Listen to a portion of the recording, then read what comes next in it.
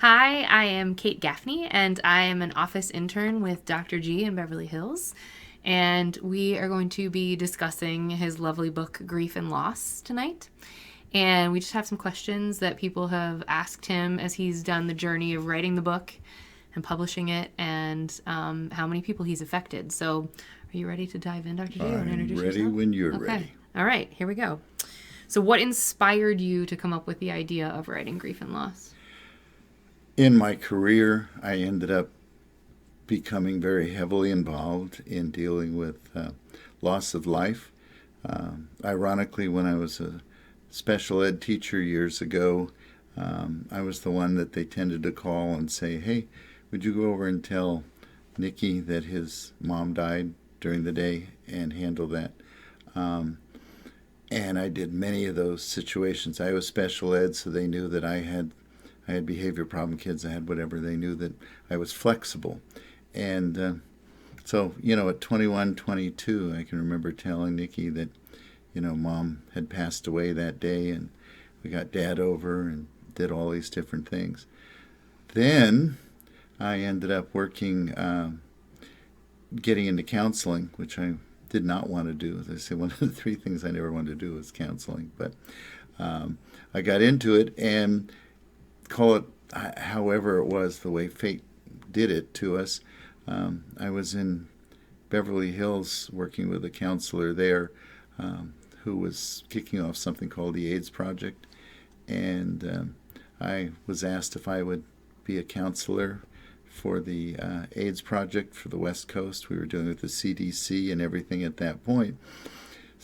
So in 5 years, I got to tell 3,800 people, as close as we are here to the camera and to you, that they were probably terminal in those days. In most cases, they could last 90 days. They could last a few years. Some lasted a lot longer, obviously. But in the beginning, there was no medication, nothing. Then after that, I told 24,000, by the way, that they were okay. But I got to tell 3,800 that they weren't, including friends, including my youth group kids, you name it. And then I got called from a hospital in Needles, California, the Colorado River Hospital there, if I could come out because somebody knew me from what I'd been doing, that I could work at their stroke unit and their rehab. So I remember one day having to say to Betsy, like a 91-year-old lady that in those days had the blue hair to match her blue eyes, and she was very sweet. And there was nobody left in her family. And she was living in Needles, California. And I went in and I said, "Got a problem." They say, "I'm not an MD," but they asked me to please do deliver the bad news.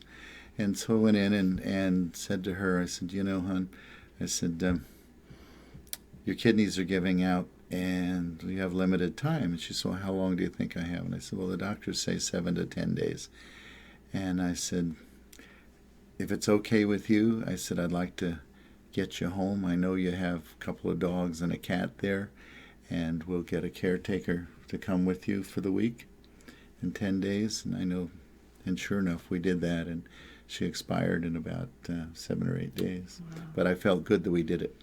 So then my friend Betty, who's helping here with the book, she did some of the editing and some of the rewrite. And she was a good friend and is a good friend still.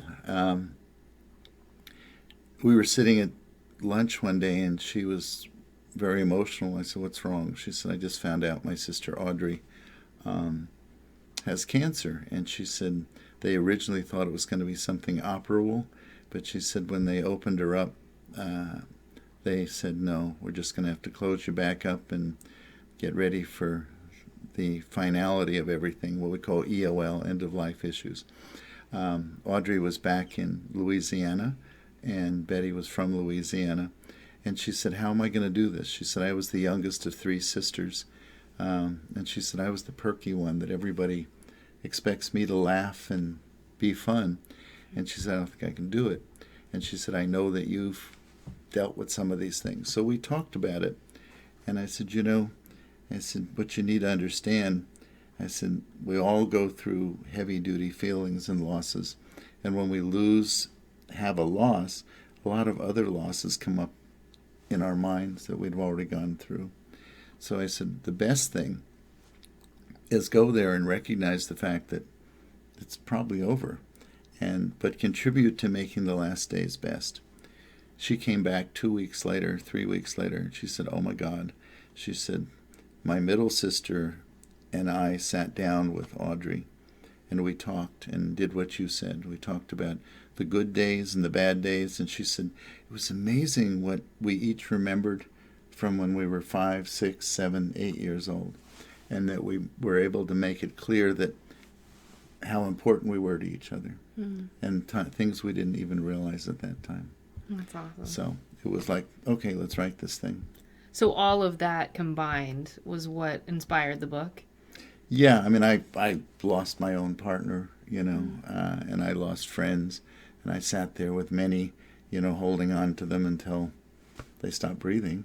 Wow. And, worked at the hospital doing that too. And it's like, they say quite a few friends I had to tell that they were on their way out. And you learn. As they say, and remember, somebody said one time, and I think I have it listed in the book too, but it takes a lot of strength to be gentle. That's right. It's not easy. And I'm tired of it when people are always saying, oh, just move on, just move on.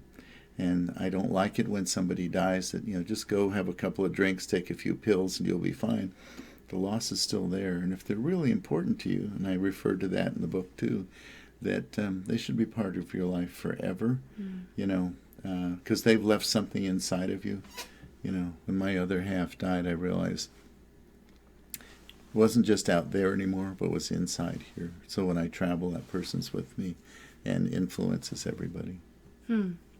Well, in that regard, was there a specific message that you were hoping to sort of hone in on through the writing of the book, Grief&Loss? Yeah, I really get annoyed when people say we just have to move on, or it takes a lot of courage to deal with this. I'm like, you have the right to have feelings. I'm a man. Men are not really good at feelings. There's a chapter in the book there where I talk about, how hard it is for men to show feelings, how hard it is to show them to cry or to, to feel emotional. But it's okay. You have those feelings and you have to process them out. You have to, and that's my main thing in the book, is I have a lot of little poems. And in fact, Betty's sister wrote one, and it's the first poem in the book, called, Life is Like a Poem. It has a beginning, has an end, and it has stuff in the middle, and you hope that it ends where you understand it. And they say life is sort of that way too. And I want people to realize, this is a journey, and you might as well do the best you can with it and leave a legacy that's not just, it doesn't matter how much money you had, how many cars you owned, that's right. But it does matter, whether somebody's going to really miss you. In fact, Betty, when we were sitting there one day, because she's involved in entertainment and her daughter is, that it was a big thing to her. She said, you know what? She said, I have a lot of people that supposedly love me and care about me now, but she said, I don't know how many of them really care about me versus what they're going to get by hanging out with me. And she said, what I really want to know is, I sit there and I think of somebody, is that somebody who will really cry when I die? What a great way of saying it. That sounds terrible, but yeah. No, I get it though. And there's people, my Aunt Lillian, who died at 100, I always said that I loved Aunt Lil, but she was really wrapped up in Aunt Lil. And since I fly to Europe a lot and fly back and forth across the country, that if something happened, they'd call her and say, Aunt Lil, your nephew Jimmy died in a plane crash. And she'd cry for 15 minutes. Okay? But she'd continue crying. But then it would be like, why does this always happen to me? My dogs died. My husband's died. She had 2 husbands. Her own son died. Why is this happening to me? To me. So, and the thing is, grief and loss, it's part of life. Yeah. And we can learn. This is where the book title used to say, "The Start We Call the End." Oh. And there was I think the Mormon Church had one out called "The Birth We Call the End." And most of us, when somebody dies, we learn something. That's right. If it was a special person, we learn a little bit. We learn some strength about ourselves. We learn how to deal with things in a different way. Sorry. No, why are you sorry? Do you want to pause it now that it's 10 No. minutes? Do you want to? Okay. Let's keep If going. you think we can, let's do 20. Okay. And see go if to we 20. can send them 20. That's So, a good thought. Grief and loss. Because How? they can cut this out. Yeah, they can. Remember Don't that, keep guys? this. Edit Don't this. Keep this. Okay, so how is Grief and Loss different from other books that deal with the same subject? If you've never heard of Jimmy Breslin, he was a writer. I think I've done it differently, only in the sense that I'm not talking common words. I have, it's kind of low key, but then I throw in some heavy duty stuff. That's right. My neighbor here said to me, she said, "Oh my God," and she's a well-read lady. I mean, super. She's from France, very intelligent. And when her older sister died, her mom had died, then her older sister died. And her older sister had been more like a mom to her. And she was very upset, and I handed her the book, and I said, "This isn't going to make it, in a way, easier. It's not going to get rid of the pain. I'm not trying to get rid of the pain. I want you to process the pain out." And she came back a couple of days later, and she knows me, and I'm kind of, casual about things, and instead of being a shrink, I should have been a truck driver. I don't mean to offend truck drivers, but It's just your language. my language and whatever. I've got a rapper in my group that he's like, "Dr. G, I can't believe you just said that." And I said, "Mm-mm." And but this lady came to me and she said, she said, "You're talking kind of low key and kind of mellow, and then all of a sudden you turned around and put some really heavy duty stuff in that really meant something." And so she said, it's like, instead of being like the therapist that said, "Sir, you need to do this. I know everything. I've got the ph.d," which stands for piled higher and deeper. Okay. Keep that. It doesn't mean that I know everything. That's right. And that we're going to learn things. And I tell people, I'm going to learn things until I die. That's right. The day I croak, I'll find out what death is really like. It's the first time we get to. Okay? No matter what your religion, what your culture says, you won't really know until then. Mm-hmm. So it's different in a way that it incorporates, you're not lecturing, you're talking personal experiences gently. It's non-threatening. I like that. Okay? Okay. It's non-threatening. And I have a thing I talk about in my domestic violence groups, or not talk about, but hold on. Let's sit up again a little bit. I have interns that sit in also, and you'll be sitting in some of the groups too, but in my domestic violence group, and I'm dealing with the narcissists of narcissists. I'm dealing with entertainment people. I'm dealing with musicians. I'm dealing with, like you. I'm dealing with doctors, lawyers. Okay, and what I've learned to do, one gal, Mladenka, said one day. She said, "What process are you using? What psychological thing are you using? CBD, DBD, cognitive behavioral therapy, that sort of thing, Freudian." I said, "No." I said, "Now that I'm thinking about it," I said, "I guess it'd be joke and poke." And she's like, "What are you talking about?" I said, "We'll be joking. We'll be having fun. I make it casual." I said, "These are people that call up originally, the court-ordered ones, and say, 'I'm the nicest person you've ever met. I shouldn't be here. You got to understand, I don't belong here.'" And I'm like, yeah, but it was your reaction to somebody that got you here, so shut up. But I can't sit there and tell them that I know everything. But I can joke around, say a few things, get their emotions going, and then, boom, hit them with something. So this is the joke, and then I poke them with the fact that, but, like the guy the other day was talking about logic. And I was like, "Yeah, but you got involved with this woman, I don't think probably logically.